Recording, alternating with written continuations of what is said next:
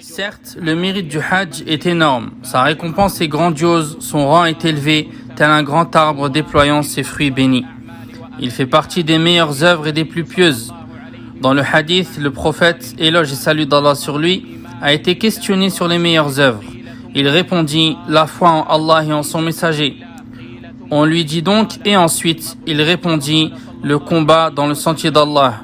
On lui dit encore, et ensuite, il répondit, le Hajj accompli correctement. Il dit aussi, éloge et salut d'Allah sur lui, le Hajj accompli correctement n'a d'autre récompense que le paradis. Dans un autre hadith, le prophète, éloge et salut d'Allah sur lui, a dit, celui qui effectue le Hajj vers cette demeure, c'est-à-dire la mosquée sacrée à Mecca, sans obscénité ni péché, se verra absoudre de ses péchés comme le jour où sa mère l'a mis au monde. Il dit aussi, éloge et salut d'Allah sur lui, le Hajj représente la lutte dans le sentier d'Allah de toute personne faible. Et il dit encore, éloge et salut d'Allah sur lui, lorsque tu sors de ta maison, c'est-à-dire pour accomplir le Hajj, ta chamelle n'avance pas d'un pas, sans qu'une bonne action ne soit inscrite en ta faveur et qu'un péché ne soit effacé. Quant aux 2 unités de prière après le tawaf, c'est comme si tu avais affranchi un esclave parmi les enfants d'Ismaïl.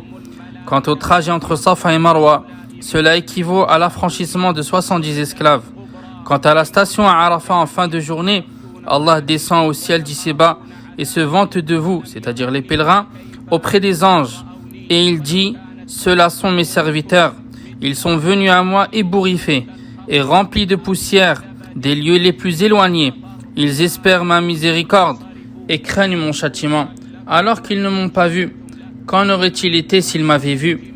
Si vos péchés étaient du nombre des grains de sable, ou des gouttes d'eau, ou de l'écume de la mer, je vous les pardonnerai. Partez en étant pardonnés, ainsi que ceux pour qui vous avez intercédé. Quant à la lapidation des stèles, tu as pour chaque pierre que tu jettes le pardon d'un grand péché parmi les péchés destructeurs. Quant au sacrifice de la bête, ceci te reste préservé auprès de ton Seigneur. Quant au rasage des cheveux, tu as pour chaque cheveu que tu rases une bonne action qui t'est comptée et un péché qui t'est effacé.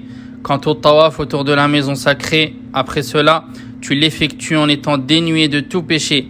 Et un ange vient à toi en mettant ses mains entre tes épaules et dit « œuvre en bien durant le temps à venir, certes, tout ce qui est passé t'a été pardonné ».